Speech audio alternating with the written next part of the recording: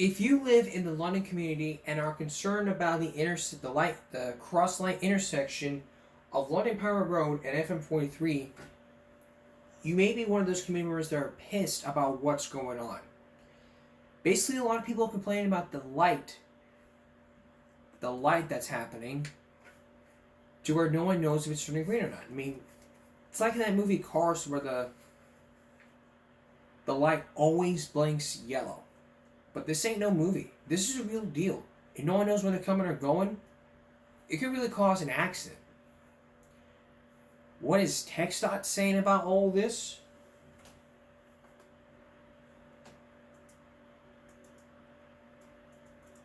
Before that question can be answered, you're going to hear from some community members that may have some additional safety tips about what to do next time you cross the intersection.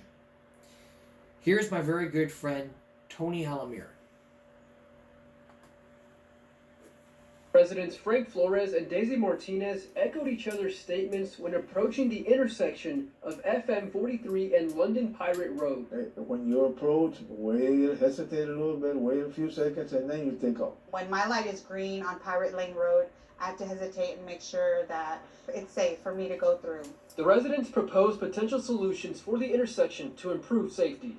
They should have a light further down this way from the east and from the west to warn people. I think that there should be some warning signs ahead of the lights, or maybe some bigger lights out there, because it's just like some cables and the lights hanging in the middle. Another London resident sent us a copy of an email where they reached out to TxDOT in August of 2023 with concerns about the intersection. Both Flores and Martinez also expressed their concerns on how close the school is to the intersection. You know, some people are running, 60, 70 miles an hour? It's unsafe, especially we have a school with kids. In a statement, TxDOT says that they added the traffic signal to the intersection as a safety enhancement in 2020. They say they'll examine types of crashes occurring in the area and implement any additional safety improvements as needed. Covering the South Side, I'm your neighborhood news reporter, Tony Jaramillo, Chris 6 News. There needs to be some common sense. I mean, here in Fire Bluff, we have those new streetlights that brought in, and cities spend over $30,000 just to keep you and me safe. I don't want to see people crossing the middle of the road. That legal term is called jaywalking, and we're gonna have that for you on a very special Throwback Thursday. Very soon, we're gonna have a very special Throwback Thursday talking all about jaywalking, and I might have a very good friend of mine help me out if he can. If he won't help me out, then I don't know what to tell you. But the bottom line here is no jaywalking, because you don't have a crosswalk there. People are going to jaywalk. Jaywalking is just looking for me to cross the middle of the street without using a crosswalk. But the current rule is this.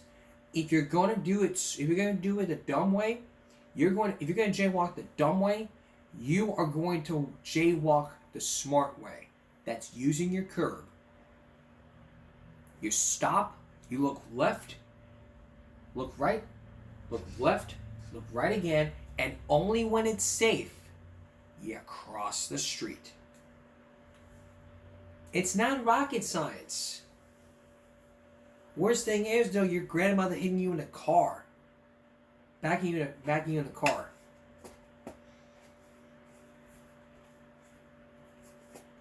That's even worse.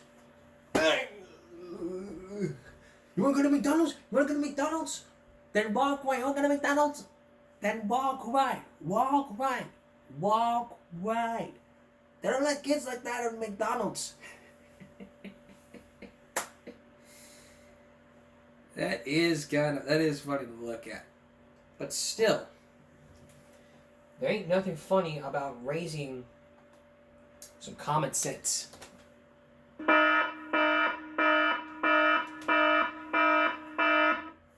Here's what you need to do. If there's ever accident happening again for you from the London community right there, if this ever happens again, you need to email TxDOT. Keep emailing them until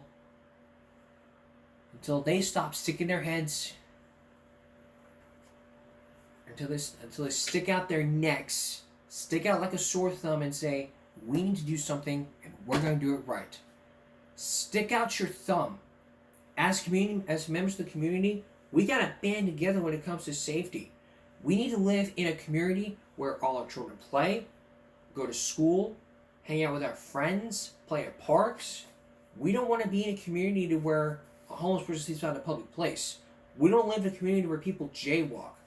We want to live in a community where we can raise our kids, play some music, have a great time, hang out with our friends, eat at a very great place. Just talk to our members in the community in a small town and say, hey, you know, this and that happens going on here. I mean, you probably see that in a small town. But communities may sit there and look at you straight in the face and say, well, this isn't about that. This isn't about the third. This is all about safety. And it's all about safety. So this is the bottom line here. I'm telling you. No jaywalking. Period. Don't ever jaywalk. All right. Could you ever have a baby? Could you ever see a baby being born during a solar eclipse? Or before a solar eclipse? You're about to see a mother who gave birth to someone 9 days before the solar eclipse. But very special. Galvin DeBecker is back to tell us all about fear. I have more about the gift of fear. Stay with us. Now we're going to talk about something that's really never been talked about ever. You might have seen it in all news magazines or on any news shows. Medicare fraud. Basically, Medicare companies ripping you off. It's not often common we ever focus in on issues all about Medicare fraud. About how they charge for certain equipments and all. But if that ever happened, could you fall victim to Medicare fraud? We're taking you to Florida. Miami, Florida. The poorest town in the city. To a poorest town in the city to where drivers pay the patients to go to the clinics. But are these clinics really ripping them off? Or are they doing the right thing? As you're about to see, it may be like Lyft escorting you to medical clinics and Lyft drivers paying you for Medicare. Here's Chris Wallace. This is the promised land. I think it's generally recognized that we have the worst healthcare fraud in the country here in South Florida. Kendall Coffey, U.S. Attorney for South Florida, says that up to $2 billion a year is being stolen from Medicare, just in his area. You make it sound like what Willie Sutton said about banks, that's where the money is. That's exactly right. It's sort of like, for criminals, a field of dreams. If the money is there, they will come. We heard about an elaborate scam in which clinics are now recruiting Medicare patients to help them steal from the government. We came to Miami to investigate. We started hearing from people in the poorer sections of Miami. The drivers routinely patrol these areas. Welfare offices, senior centers, even street corners, asking Medicare patients to come with them for checkups in return for cash. So we spent several weeks getting ourselves plugged into that network. I didn't like the idea of them ripping Medicare off, because I feel like if they continue to rip Medicare off, there's not going to be any Medicare. To get plugged in, we enlisted Lizzie Green, a 75-year-old widow who lives on Social Security and a small pension. She agreed to be our undercover test patient. I figure, well, this is a way that I might be able to help get something done about it. Next, we started making contacts in Liberty City, a poor section of Miami where drivers can find people who have a Medicare card and need some extra cash. Soon, we were put in touch with this man, who called himself Creole. That's what I'm saying. Now, I got people always say, when I go pick up two more people, I just sit there and wait. I don't go nowhere until you finish. One morning, he picked up Lizzie and primetime associate producer Sale Sutherland, posing as a friend wearing a hidden camera. Creel gave Lizzie instructions, which he would also hear from other drivers, to give vague symptoms. The doctors could order any test they wanted. What did they tell you? They would say, tell them you have a shortness of breath, and something like that, or tell them your chest hurts. Creel took us to this clinic called Northwest Medical. Let's go in that building. In that building. It looked like he helped run the place, even taking other patients' Medicare cards through the window. Yeah, When it was time to see the doctor, Jose Valiente, we had Lizzie ignore Creel's instructions to give vague symptoms, and instead give one specific complaint she actually has: pain in her knees from arthritis. But Dr. Valiente still ordered an electrocardiogram and a breath test, sending Medicare a diagnosis that she had respiratory abnormality and heart murmurs. But we'd already had Lizzie examined by two well-known Miami doctors, Pedro Greer and his son Joe. The son is the founder of Camila's House, which provides free treatment for Miami's homeless. How would you generally characterize her health? For her age, very good. No big health problems? No, from my perspective as a physician. But from Dr. Valiente's perspective, it was enough to bill Medicare for $665 in tests. By the way, take a good look at the doctor. Later, you'll learn something about his identity. After Lizzie was through, Creel paid her $50. A kickback that, in the Medicare program, is a felony. And he gave producer Sutherland an open invitation. Don't forget, you got somebody else that want to go, let me know. Another clinic we visited, Miramar Medical Center, went much further with unnecessary tests. My knees hurt. Again, Lizzie had only one complaint, but Dr. Vina Lopez kept asking about other symptoms.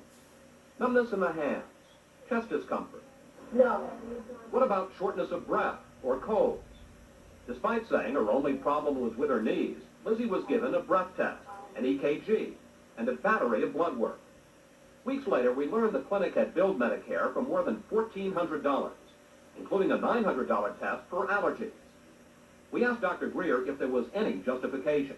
Would you give her an EKG? No, she doesn't need one. She's not complaining of anything like that. Would you give her breath test? The spirometer, no. Would you give her a $900 allergy test? No, I wouldn't. Not a $900 allergy test. Jean Demerchant is an assistant U.S. attorney for South Florida.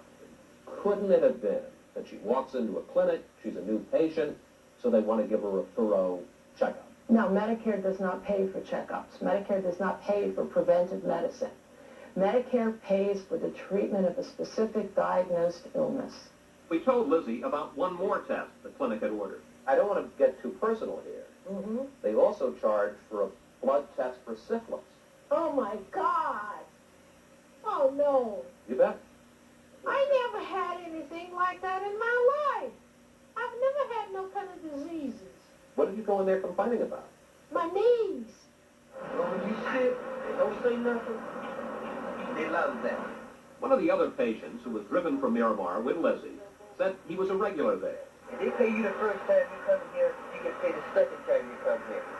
The third time you come here. Each time you step feet inside there, you sign John Henry or whatever wise, you get paid for that. He was right. Lizzie was paid $100. While some people may have gone to these clinics for real health problems, many seem to be part of the scam. This woman said if Lizzie didn't take all the tests, she wouldn't get paid. In all, we went with 4 different drivers who gave Lizzie a total of $470 in kickbacks. Sometimes she went in a van packed with professional patients, and the drill was always the same. Basically the same as the other place. Okay. You know, you said, it's don't say you're not. Vilna explained drivers pay patients out of what they get from the clinics. She said it's a good living. Some days do very well. Some days I might clear $500 to $600. But that's nothing compared to what the clinics make, getting paid by Medicare for any claims they submit. We've seen a lot of them go in and go out of business in 6 to 9 months and make anywhere from $250,000, $750,000. So far, Lizzie had visited 2 clinics, and the bill to Medicare was more than $2,100. But when she went to another clinic called Technopure, things really got expensive. She spent the whole day there, and business was booming. The waiting room was packed. There was even a lunch wagon outside. Lizzie's doctor was Jaime Verhel. Once again, she said her only problem was knee pain. He never once even touched her, but he said, Remember, Medicare does not pay for checkups. But over the next several hours, Lizzie had a laundry list of tests. Echocardiogram, EKG, Doppler, nerve conduction. They even put this woman with knee pain on a treadmill. And Medicare got the bill. Almost $4,000 worth of tests. How could they charge that much? What they generally will do, notwithstanding whatever the patient says, they'll put down that the diagnosis is chest pain or some ailment such as that, which would justify those kinds of tests. The diagnoses from Technocure included chronic obstructive asthma and rheumatic aortic insufficiency, medical conditions which Lizzie did not complain about or have. At the end of her visit, Lizzie got $100. The Technocure still wasn't through. A few weeks later, a medical technician showed up at her apartment with this. Remember the diagnosis of asthma? That was on a separate bill for this inhaler called a nebulizer. Medicare is being billed $340 a month for. Have you ever once used this nebulizer? Never. The only time this nebulizer was used, he set it up to show me how to set it up. And since then? It has not been touched. I put it back in the box, and that's where it's been sitting.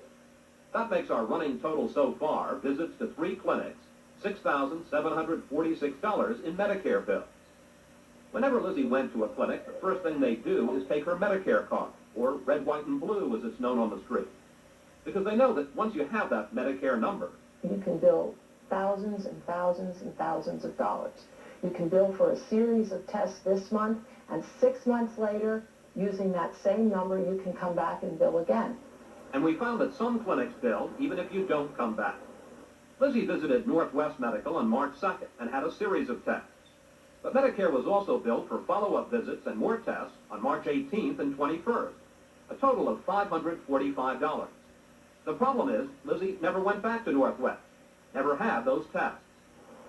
Across town at the Bicentennial Clinic, there was almost no relationship between what they did and what they billed Medicare for.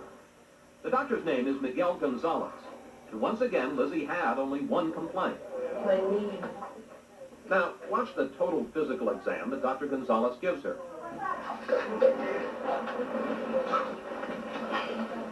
Just a few seconds leaning over his desk, touching first one knee, and then the other. And that's it. He never touches her again. The doctor then pressed for more problems. Diabetes, anemia, coughing. The knee is what hurt. When Lizzie stuck with her one complaint, the doctor seemed exasperated. He sent her next door to a radiology clinic for an x-ray. That was all they did. A slow day for Lizzie, but it turns out a profitable day for Bicentennial. Sent her next door to a radiology clinic for an x-ray. That was all they did. Slow day for Lizzie, but it turns out a profitable day for Bicentennial. They diagnosed Lizzie as having phlebitis. Right, that's impossible. What do you mean it's impossible? It's impossible to diagnose it with phlebitis with the physical exam that they did. You can't tell phlebitis by leaning over a desk and touching two knees? No, you can't. Not at all. So what is this, just a bogus diagnosis to justify some tests? Yes, it was a bogus diagnosis. It's going to be a long wait.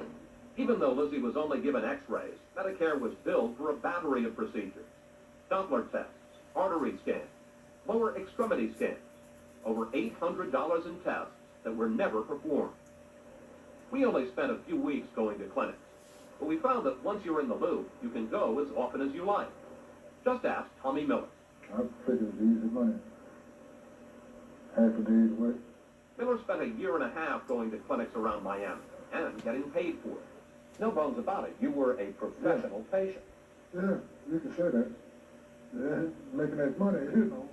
At the height of his career as a professional patient, he was going to clinics several times a week. When we got Miller's records for Medicare, we found bills for over $64,000 from more than 40 different clinics and labs. Many of them he says he never even visited. As for the tens of thousands of dollars in tests he actually did have, Did they ever send you the results of the tests? Never did. Never did. Do you think that these clinics and these doctors were interested in taking care of you? No, I don't think so. What do you think they were interested in? In making money, just like I was. That's all. there are more than 1,000 clinics in the Miami area. and state officials estimate that as many as 300 are ripping off Medicare. So far, the clinics Lizzie visited have billed Medicare more than $15,000, all operating in the open with no apparent fear of getting caught. As soon as we figure out what they're doing, they switch schemes, and they are becoming more and more sophisticated, and we are still running behind, trying to catch up with them. But, as you'll see, someone did catch up with them. Us. And when we come back, Chris Wallace is going to confront the doctors about these tests and these bills. Some may open up, some may not. Wait till you see the results. Stay with us. Returning to our story. You've seen a test subject by the name of Lizzie going through hundreds and hundreds and hundreds of thousands of dollars do all these tests, from EKGs to blood tests to even having an asthma thing. But Lizzie was already examined by an expert doctor who says it was just her knee. She was fine and healthy. Now you're going to see a confrontation to all these clinics. Will they be truthful or will they tell a lie? Once again, here's Chris Wallace. As we investigated crooked clinics in Miami, one thing that surprised us was that they operated so openly. It turns out to start billing Medicare, you don't need a license. You don't even need to prove that you have any medical equipment in your clinic. The bottom line is that you can go into business and there's almost no oversight, there's no inspection whatsoever. And once you're in business, if you want to defraud Medicare, odds are you won't get caught. Weir Jensen, a medical billing consultant, looked at Lizzie's claims from our clinics. If you're a clerk sitting in some office seeing these bills come over the computer, what would you do? I would pay them. Because? Because the diagnosis fit the procedure. You make it sound like a game. As long as I give you a diagnosis, I can bill anything I want. Unfortunately, that's correct. In fact, the clinic's claims for Lizzie were never paid because we told the Healthcare Financing Administration, or HCFA, which oversees Medicare, about our investigation. Afterwards, HCFA Administrator Bruce Vladeck said his fraud detection system would have caught more than half the claims anyway. He wouldn't say how. But Vladeck acknowledged the government hasn't been able to stop the spread of these crooked clinics. Are you surprised that we were able, in a matter of several weeks, to find 7 clinics? No, I think you guys are very good. Well, is it that we're so good, or is it that you've got a real problem in South Florida? Obviously, we have, in a number of areas of healthcare fraud, a particular problem in South Florida. After looking over all the bills sent to Medicare, thousands of dollars for tests that were either unneeded or never done, we're now going to send Lizzie Green back into the clinics. But this time, we're going with her. Our first stop, Miramar Medical Center. That was the place that billed $1,400 for a series of tests Lizzie didn't need, including tests for allergies and syphilis. We wanted to talk with Dr. Lopez, who examined Lizzie. We found her outside the clinic. She invited us in, but some of the other workers there didn't seem so glad to see us. You were the only one who saw Lizzie. Are you a doctor? No, I work at the quality assurance. It turned out Lopez is not a licensed doctor in Florida, but a quality assurance staffer, involved in administrative work, with no authority to treat patients. You were introduced to us as Dr. Lopez.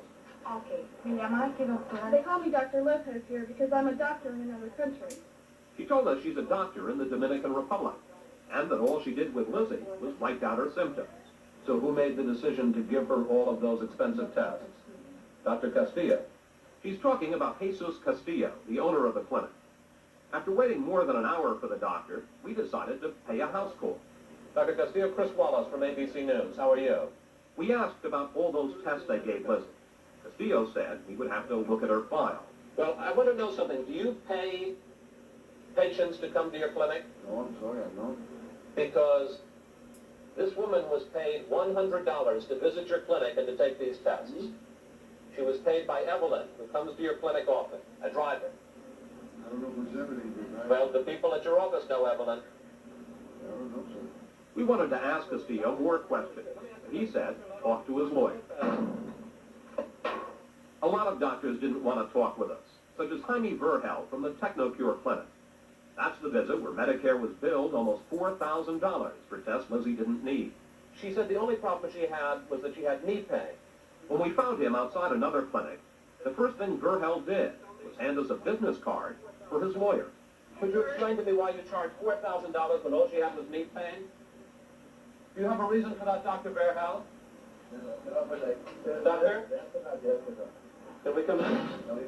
Why not? Why not? It turns out Verhel is a busy man. According to Medicare records, since 1985, he has been a doctor at 28 different clinics in South Florida. As for the Technicure clinic where he saw Lizzie, that location is shut down.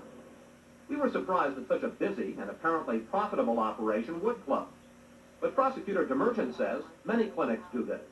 By the time Medicare has recognized that there's a problem, the company has vanished off the face of the earth. And then they're simply reborn at a different post office box as a different provider. Then there was Northwest Medical, a clinic that billed Medicare for follow-up visits that Lizzie never made. They had also closed. So we tracked down the doctor who saw Lizzie, Jose Valiente. Dr. Valiente? Chris Wallace from ABC News. How are you, sir? We wanted to talk to you. Are you involved with the Northwest Medical Clinic? The reason I ask is because why is your name on these bills? This is Jose Valiente. That is you?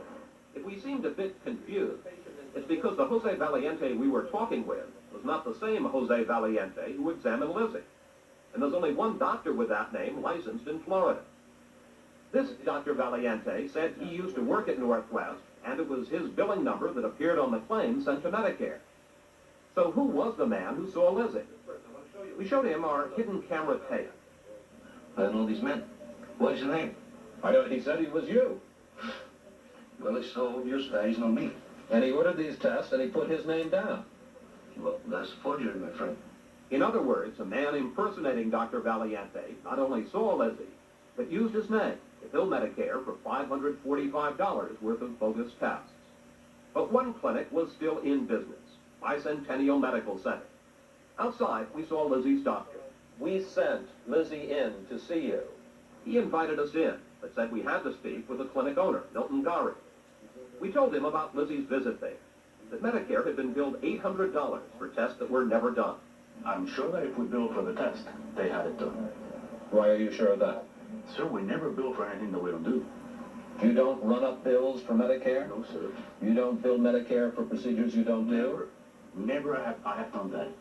And what about the driver, Velma, who took Lizzie to Bicentennial and seemed to be working with the clinic? What if I were to tell you that the driver who brought Lizzie here paid her $50? That's a lie. That's a lie? Yes, sir. What if I told you we have it on videotape? Show it to me. We showed Gari what happened during our visit. Velma brought Lizzie to the clinic and picked her up. And guess who was there to greet the driver? You know this woman, yes? Yes. And you call her in to talk to her. And then I want to show you, there you are. Come on in, Phil. Well, you're looking very sharp today. Are you going out tonight or something? And then Velma takes Lizzie. And if you look carefully, you will see Velma reach back and give her $50 in cash. Why is Velma paying Lizzie to come to your clinic? Paying Lizzie to come to your clinic. Sir, at this time, I'm not going to talk to you anymore. But you told me this never happens. I can assure you that that never happened. But we just saw on our eyes never happened? You have a video of everything, but apparently it was a setup. The owner asked us to leave, saying he would pull the records and get back in touch with us. Several hours later, he called to apologize, saying there had been a billing mistake. You say you're willing to return the money because it was a mistake. Let me ask you a question, Mr. Gari. Have you done this before? Have you charged Medicare hundreds of dollars for services that you've never done? 20 years and this has never happened before. While in Florida, authorities say clinic rip-offs are now out of control. Back in Washington, HCLA Administrator Vladeck says his agency is making progress, putting more resources to work. How many investigators does HHS have for all of South Florida? I can't speak to the Inspector General's resources. What if I were to tell you that it's four for all of South Florida, and one of them works full-time on Social Security?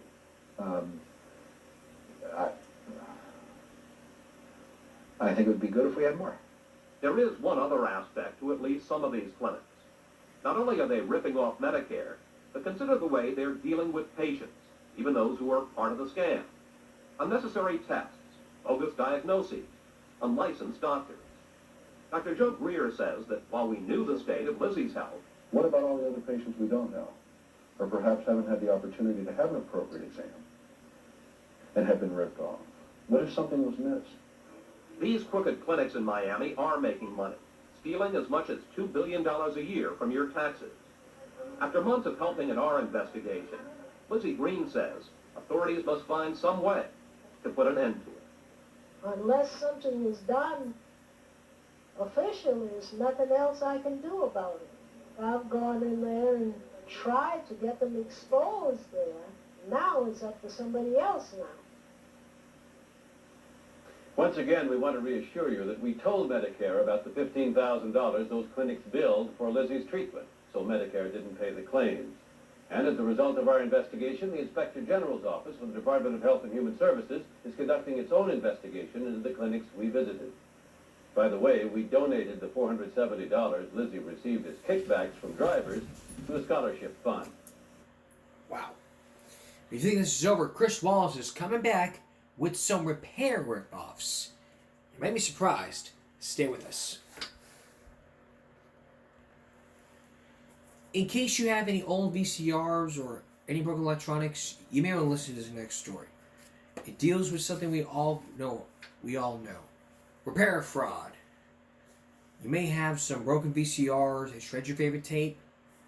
Good to realize you might be at the mercy of a repair job, who might not have a story to tell from incorrect wires, from upcharges. You're about to hear some stories about repair ripoffs and some hidden camera footage from investigation. Here again is Chris Wallace.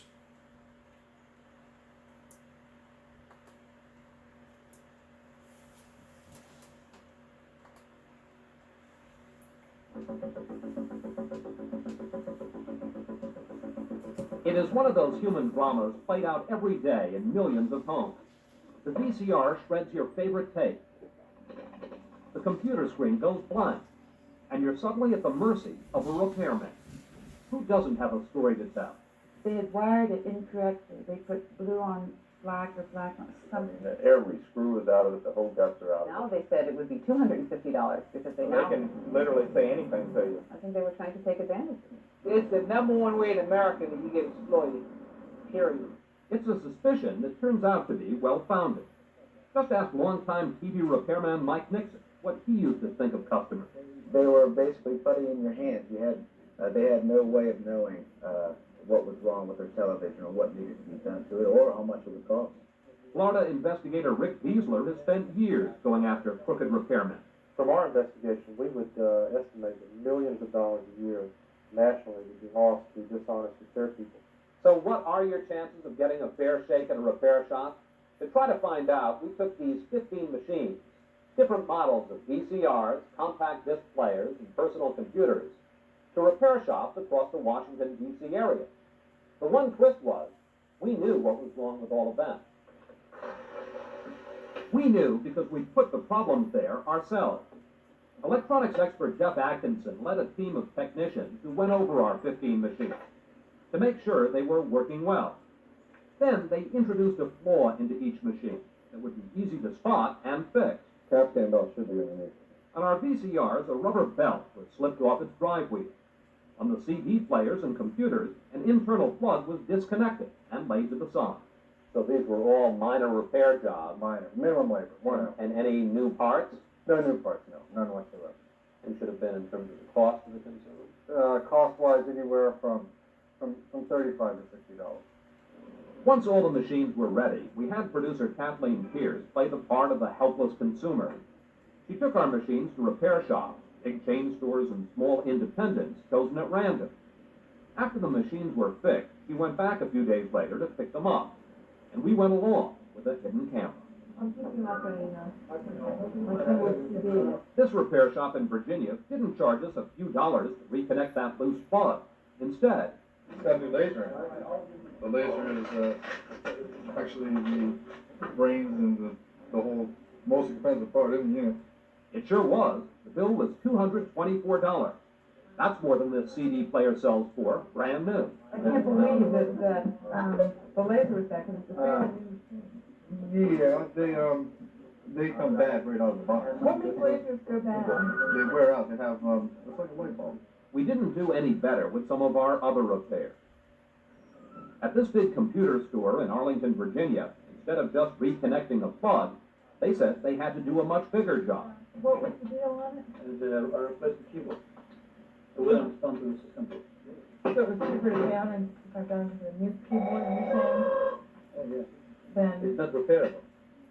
Keyboard is not repairable. To fix a VCR, we picked a service center that boasts 32 skilled technicians. But we were barely in the door. One of the owners figured he knew what was wrong before he even looked inside the machine. It's an idler assembly, which probably needs to be replaced, and you're looking at somewhere around $100, $120. Our standard estimate range is $80 to $130. Repair experts say you should never approve work before you know what the problem is.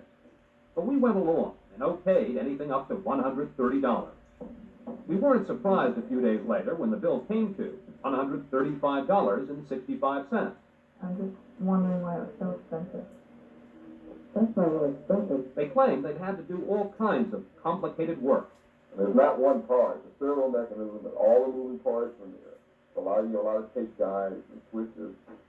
Once we'd had our machines repaired, our experts looked them over to check out all the work we'd paid for.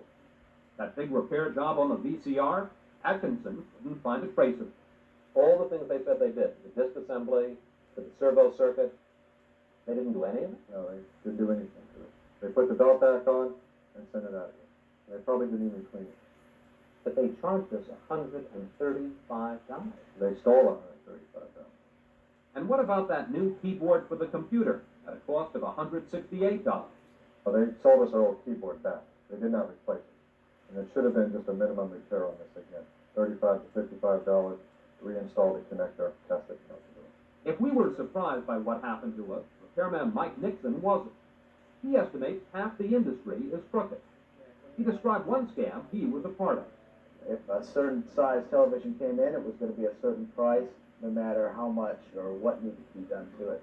How much would a repair for this TV cost? $190. And how about if I had one of those big screen TVs?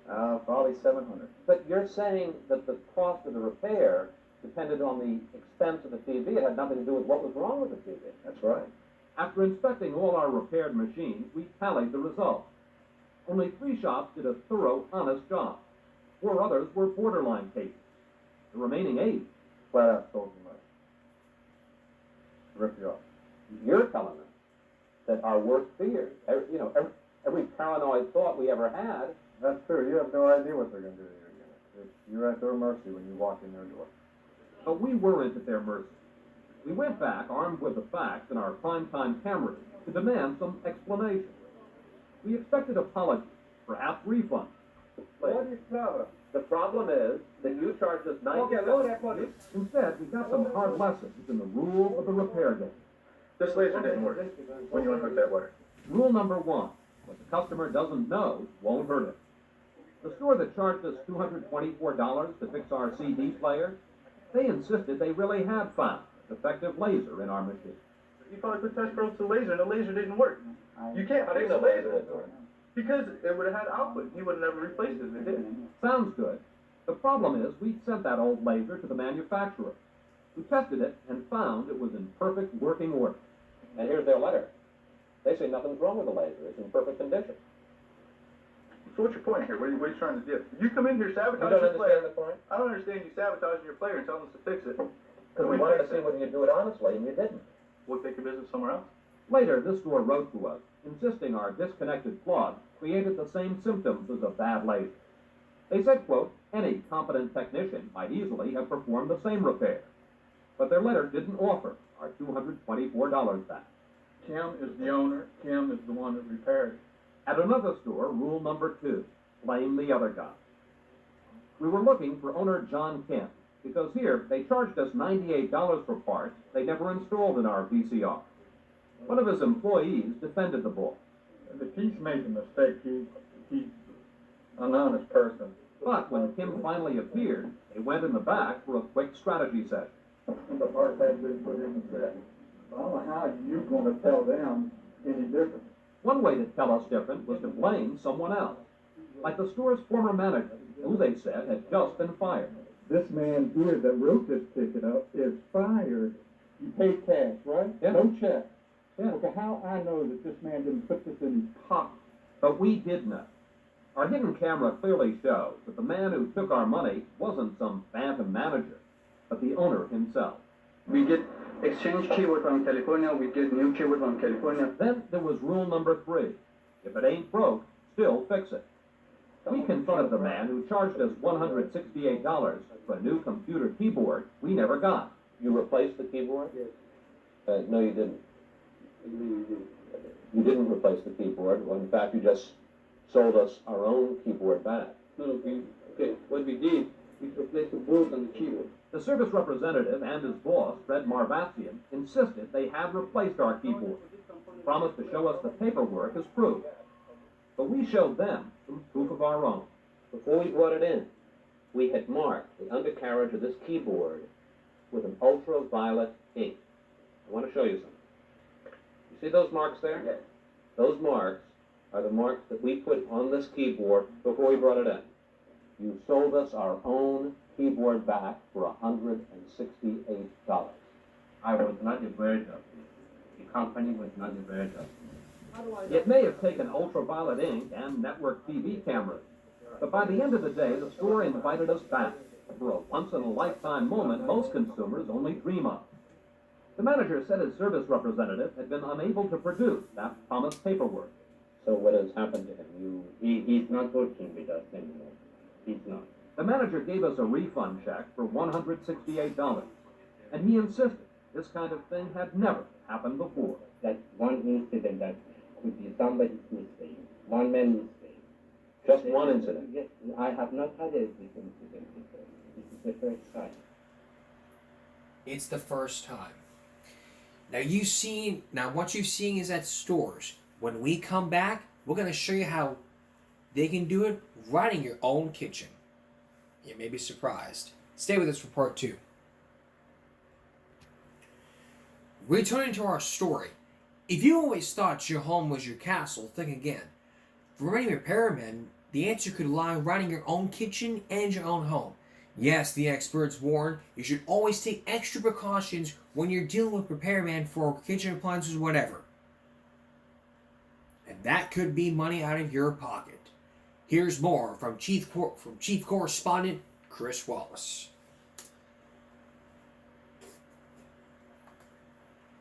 Based on my experience and my investigations, I would say that 50% of the repair industry would be dishonest. I mean that you have a 1 in 2 chance of being fraudulently, intentionally ripped off. Investigator Rick Diesler should know. For the past 10 years, the state attorney's office in Jacksonville, Florida, has cracked down on repair fraud. The results, a sight to cheer any consumer. Hundreds of crooked repairmen led away in handcuffs, arrested and convicted. How do you explain the fact that these repairmen seem so confident that they can get away with almost anything? Because the average consumer has no idea. It's just like when a doctor tells you you're sick, you believe it. The cheating not only goes on in the back room of the repair shop, it can also happen right under your nose, in your own home. We rented this house in McLean, Virginia, outside Washington, and set it up as a kind of lie detector test for repairmen. On the refrigerator, we unplugged the fan motor at the back of the freezer. On the dishwasher, we unplugged the electric door switch. Sam Burge, a senior service technician for Frigidaire, said both problems were easy fixes. Minimum service charge, $44.95. That would cover me 15 minutes inside the home.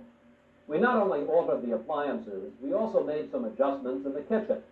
We set up this camera, hidden behind a special mirror in that cabinet. Now we could leave the repairmen alone and still see what they did when they think no one's around. We set up some additional cameras and microphones to make sure we had all the angles. Then producer Kathleen Pierce, playing the frustrated landlord, went to the yellow pages looking for help.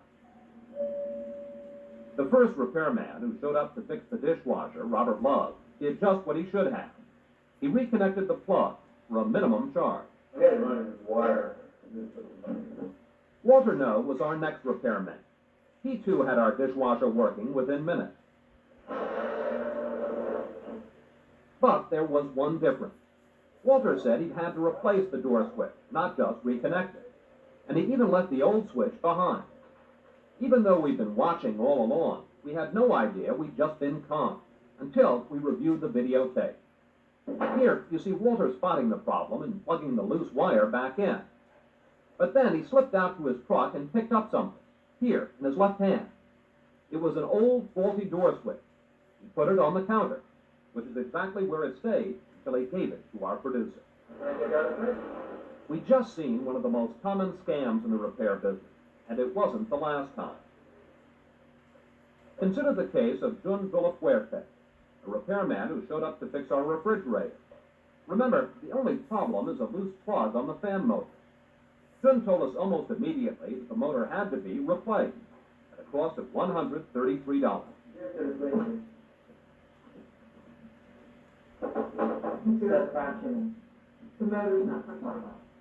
He went to his truck and got a new motor, and within a few minutes installed it in our refrigerator. Or had he? Watch again. Here he is removing our motor. Notice the green wire trailing along. Now he goes to his truck and comes back with a supposedly new motor, but he never installs it. All he does is fix our old motor and put it back in the refrigerator. There's the same green wire. That other motor he brought in from the truck is just a prop. Since we were watching all this from upstairs as it happened, we decided to throw him a curve. Now, Jun had a problem, because he told us he'd replaced a broken motor. As soon as our producer was out of sight, Jun took out some pliers and made sure his prop motor was broken. No doubt about it, this motor was now dead. It was the same story with the next repairman, Danagani. He too pretended to replace the motor at a cost of $95. You had the old motor? But this time, when we asked for the old part, Dan had a problem. He hadn't brought in an extra one. So, while our producer went upstairs to get her purse, he rushed out to his truck and rummaged, and came back with a prop. He planted it in the trash, which is where he later retrieved it to give to our producer. So this is the old one? Yeah. This is the old, that was in there. Have all of these guys read the same textbook? It seems like they all have basically the same scam stuff. You'd be surprised. It's a very close-knit industry, and they do discuss among themselves ways to commit fraud. Some of the suspects that we arrested in our investigation have surfaced in other parts of the country. We decided it was time to get some explanation. So we had our producer call some of our repairmen back to the house, saying our appliances still weren't working. Remember Jun Villafuerte? He's the one who got that prop motor out of his truck and later destroyed the evidence. Hi, I'm Chris Wallace of ABC News. Oh, yeah. How are you, sir? I've been watching you. Oh, well, good. We've been watching you too, as a matter of fact. We told Jun we knew what he'd done. If he'd never installed the new motor, we'd pay $133 for it. I never did? No, you never did.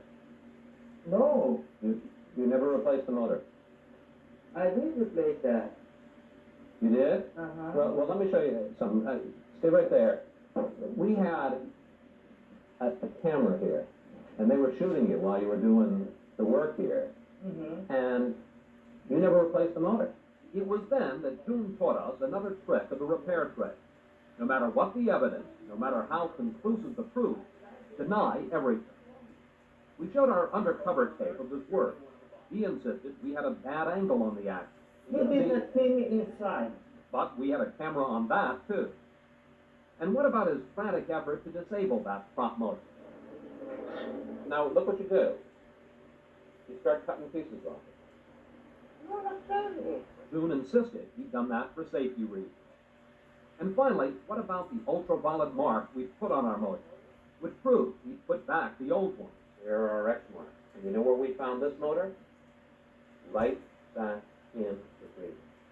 I don't know about that, but the thing is, I replaced your motor. Were you surprised at the level of larceny here? They seem to think that they can get away with anything. And if you challenge them and you ask them any questions, they become incensed. They're outraged that you even question their ability. But there was one exception to that rule. It happened when we confronted Ben Higgins. I would like you to explain to us why you charged us for a new motor when in fact all you did was repair the old one. And I don't think that this, how I think I replaced the new motor. No, you didn't. And you didn't? You don't have the old motor. The old motor is back in the refrigerator. So what'd you do? Once again, we showed him our undercover tape. Now, we'd gotten an old motor from his truck and planted it in the trash. And now you're telling us that that's the old motor out of the refrigerator. Yeah, right now I can tell whole story. All right, tell us the whole story. The whole story. We thought we'd finally gotten a repairman to crack, to confess he ripped us off. But what we really got was another variation of the repairman Don. I don't feel bad that much because I didn't charge it that too much. Ben said his work had taken 2 or 3 hours, far longer than he'd expected. So instead of getting into a fight over the labor cost, he decided to charge us for a new part. In fact, the job only took him 45 minutes. But Ben insisted our producer had still come out ahead. To me, I thought I'd do the favor for her. You did a favor. That's how I feel. You weren't ripping her off. No. Let me ask you a question, Ben. Have you done it before? No. This is the first time you've ever done this in your life? In my life, yes. Then, come on. Really? The one time that you were on television is the only time you ever did this? Come on. That's good. I think that's the only first thing. So, what can a consumer do to avoid being ripped off? One way is to avoid some common mistakes. So I shopped around in the yellow pages. Get references before they come. Investigator Rick Diesler says the way to pick a repairman is to get referrals from friends or ask the manufacturer for an authorized service center. He says the number in a big Yellow Pages ad often just goes to a telephone boiler room, which sells your call to a freelance repairman for a large fee. He knows he's already in the hole. He's got to make his money back. He's going to sell you something. Whether you need it or not. Exactly. He didn't put the name of the part on the bill, so I don't know what that was. A legitimate repair shop will provide an itemized list of parts replaced, not vague scribbled notes like these. Do you have the old parts that I can have? And ask for the old parts. It didn't always help us, but Jeff Atkinson says it will if you ask up front before the work is done, even if you don't know a door switch from a diode. Why do I want the old parts if I don't know whether they're... Because you're coming off as an educated consumer. So, even if you don't know, what? Yes, exactly. Walk in like you know what you're talking about. And one more mistake to avoid. The work was done while I was at work, so I couldn't observe very much. Stay within the room. Don't bother the man while he's working, but stay within the room. Why? The element of fear of being caught in something that you shouldn't be caught in. But no matter how many precautions you take, no matter how much you know about your appliances, the experts say you're still no match for a clever repairman. If I follow all your advice, if I go to the authorized service center, if I ask for the estimate, if I get the old parts back, does that ensure now that I won't be ripped off? There's no guarantee. But what you're saying is if you've got a dishonest repair shop, they'll rip you off. Correct. And they will. If you're going to think about getting those warranties, you need to do your homework when repairs come in. So that's some really great advice. Alright, I promised you the same with the bull thing. That's going to happen next week.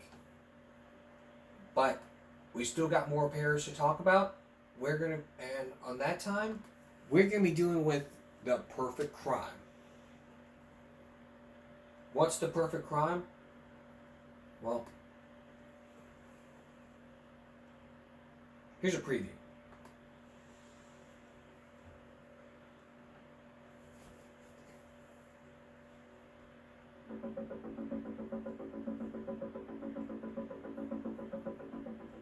Anthony Warden was an iron worker for the Tennessee Valley Authority when he fell and injured his left knee. That was 10 years ago, but he's been on government disability ever since. Another ripoff all about government disability. That's come up on Friday. We'll be right back. It's time to do some math. Look at this equation. 5 plus 5 plus 5 was 550. That is incorrect. Could you solve this problem? Play along at home as for tonight's power break. And this was from TB Funny. We showed you this back on Monday to where the grandson thing, but this one was actually really, really funny. This got about 18.3 million views back in March. Wow. 8 equals 10. All you got to do is Stick with move this 2 one. pencils to make this equation true. It's a 2-pencil That's what you challenge. do. Yep. Alright, we'll put some money where your mouth is. Alright. That's how I communicate. Oh, you dropped a $100. Yeah. Oh, scared. 2 pencils. Let you know a secret, bro. It's impossible. It's impossible for real today. Now, what I done told you about playing him these games? What I told you about minding your business. This is my business. You got some money? No. This ain't none of your business. Well, but you put your money where your mouth is. I just did. Put some more down. Yeah. It's another money. I put it all down now. I'm forever hustling. Forever. Okay. Now you don't even know what to do, Goofy. 2 pencils, that's 1 pencil, that's the wrong one. You finna be broke just like her, Goofy. Wrong pencil. 9 plus 9 equals 18. Thank you. There you go. Appreciate that. Look like you the broker. 6 plus 8 equals 2. Now see, you can solve the problem. 5 plus 5 equals 550. This equation is incorrect. All you got to do is draw one line to make this equation true. For a whole $100. How it like work? Oh, scared. It ain't like work. I guarantee you get this wrong. Guarantee. Oh, we get to draw one line. Oh, scared. I'm gonna drop another 100. I'll pay for this embarrassment. Everybody think you so smart. You a fake smart guy. Matter of fact, since you say you'll pay for the embarrassment, drop it on there. Yeah, bro. You dirty no smoke. One line, bro. One line. One line. You can't do it, Goofy. Everybody know you ain't smart for real. That's wrong. 545 plus 5 equals 550. Thank you. 5 plus 5 plus 5 equals 5. Where you going there, bro? I'm going to the house. All you gotta do is move 3 pencils to form the largest number. Whoever has the largest numbers at the end, win the money on. Man, just put your money out. It's down. Where your money at? Don't worry about me. Focus on the game. You must be broke. I I'm ain't gonna what teach you you do. to hold on to that. There's 2 pencils. There's 3 pencils. 992. Alright then, my boy. 992. Let's do it then, BJ. Alright. Take a page out your book. 9, 2 9, pencils. 3. Move No, on. you said move 3. Move 3. I will move 3. Move 3. But you cheated. That's no problem. Man, 993. 992. Put it down. Right. Put it down. Come on. You want to cheat? Come on. Alright. What then? Now move 3 pencils. You can't do it. Alright. I promise you can't do it. 1, 2, 1 more. That ain't even no number, Goofy. 3. Read it out. 7,703. Thank you. We can go up. That's nothing. Goofy, but these fake old change. Got some net? I'll give y'all a... Who was the first African? All you gotta do is move 3 pencils to form 5 triangles. You think you can do it? No. Okay, well you better try, cause you ain't too deep. You ain't in that bad. Can I win sometime too? No. 5, 4, 3, 2, 1, and... What are you doing, Kelly? Thank you. You're cheating because you ain't taking nothing about no time limit. My game, my rules, my money. It's a time limit too. My money too.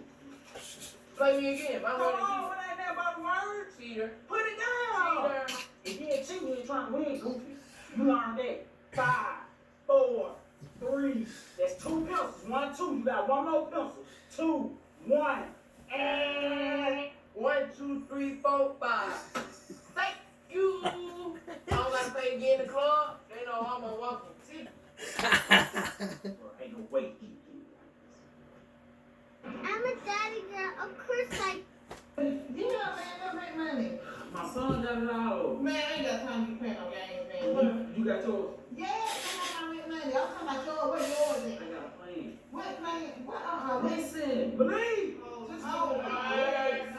Yeah. I don't have time. He can't installments.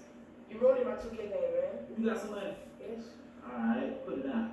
I got equations. Just calm down. Watch this. Move 2 pencils to spell the word cat. 2 pencils. You can't do it, Goofy. Thank you for my rent money. You can't do it. You paying my half of the rent this month. Goofy. Bruh, you can't do it. Let's cut. Goofy. Cat. Thank you. Man, fool with you, we finna be hungry. How much you, man, Lord. You can't do it like, yeah, man, that rent money. Say, babe. Yeah. All you gotta do is change these triangles into a cube. Just that simple. Now, which one y'all think y'all can do it? Man, I got it. I'm feeling lucky I got my lunch money. Oh, skit. You got some lunch money too? Yeah, the one I'm putting down for. I don't know. One of y'all. No, I didn't even agree to play. Well, you agreed to put down. Now, thank you for your money, because it's impossible. There's 3 moves. Thank you. No. That's a square. I said a cube.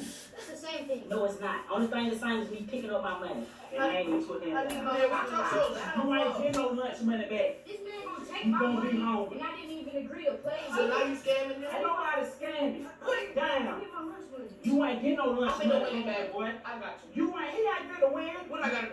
Change these triangles into a cube and 3 moves, Goofy. Okay, alright? Man, Lil Uzi Vert and Pat Mahomes, y'all be quiet. They don't look nothing like no cube. You got 2 more moves, Goofy. That's 1. Now 1 more move, Goofy, so I can pick up my money. You can't do it. Thank you. All you gotta do is change these triangles into a cube. Just that simple. Now, which one y'all think y'all can do it? All you gotta do is flip the glasses upside down and pull. What he did now? He was fun. What she saying? She said she was married, bro. But she said if she wasn't married, she would gave him the number. That don't count. Did you get the number? No. So give me your money. You. I already got it out, man. I already got it ready. Now watch this.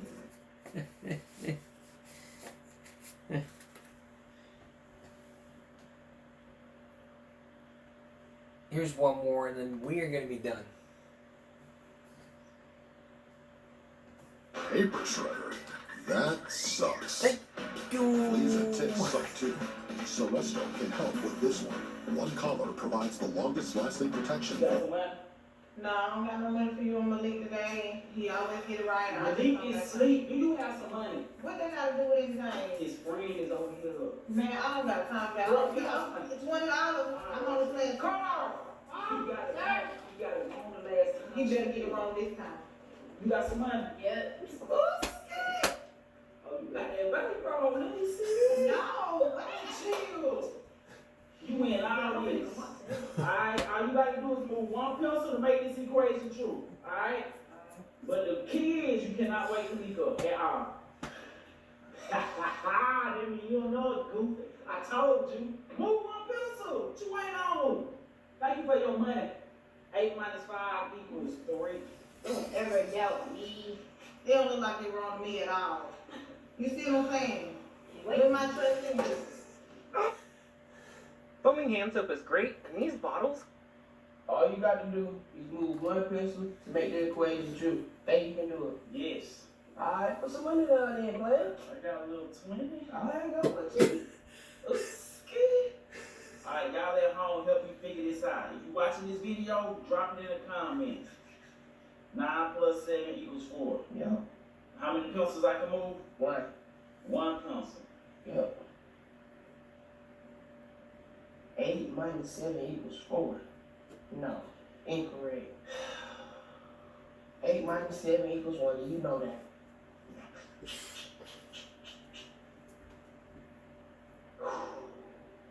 We doing letters. 9 minus 7 equals 8.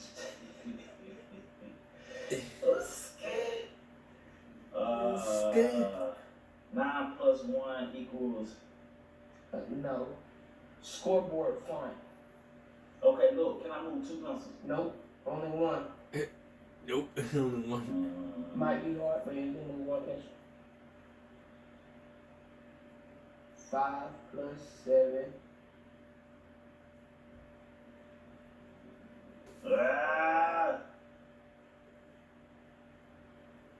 6. You know can play 2. What is this equation? No.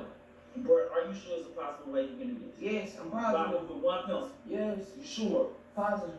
Come on. More money? I got 100. Okay. I got 100 too. Can somebody please help me in the comments? Which one to move? And you too can help at home. What is this equation here? I'm gonna watch along with you. 9 plus 7 equals 11. No. 9 plus 7 equals 16. You and I both know that. Bro, ain't no way you can do this. It ain't no possible way. It is a possible way. You're not using your brain. I'm gonna put the rest of it down now. You sure it's a possible way? I'm positive that Okay. sure. Alright, put some down now, come on. Okay then.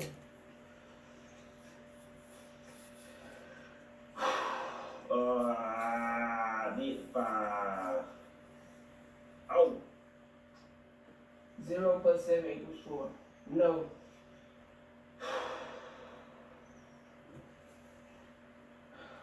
You must not be using your brain because it is a possible way to No, do it's it. not, bro. Ain't no way you can do this. There's no way you can do Yes, this. you can. Okay, let's see. 3 plus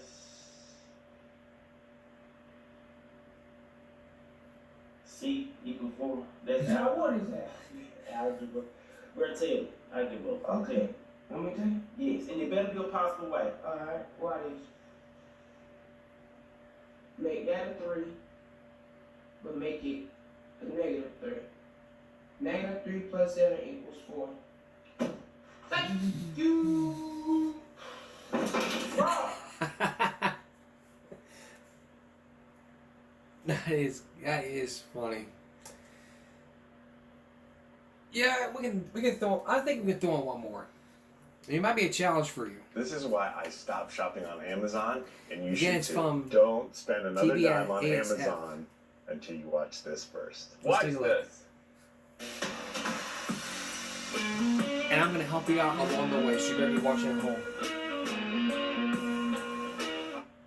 Take home the jackpot. Now drop your money on. You just don't know. You greener than Incredible Book. Man, come on, move 3 pencils and form the highest number. 3 pencils to form the highest number. Think you can do that at home?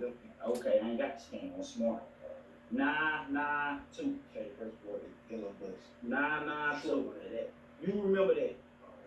You remember that. I'm gonna take a page out your book. 9. You want to be like me? Take another page out your book. Alright. 9. Now move one more pencil. 9. What you at? 9, 9, 2. 9, 9, 3. No, no, It's no. higher. No, no, you gotta move that pencil out the game. I've been moving another pencil. Alright.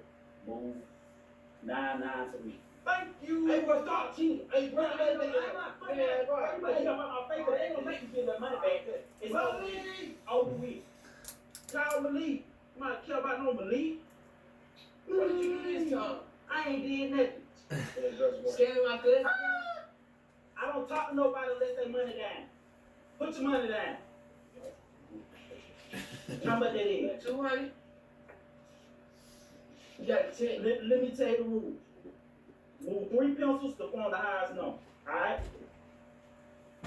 I'm gonna go first, then you gonna go. And whoever had the highest number win the jackpot.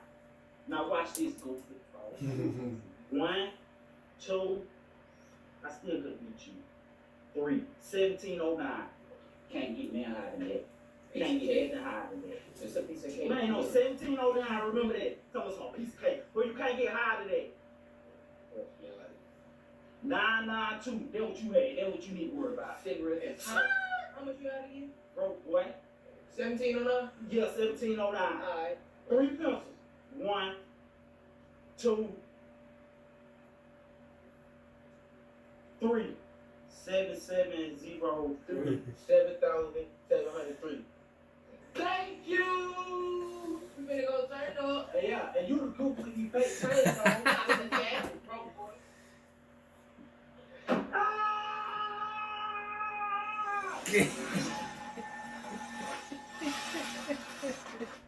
I hope you watched at home for the highest number. Wow.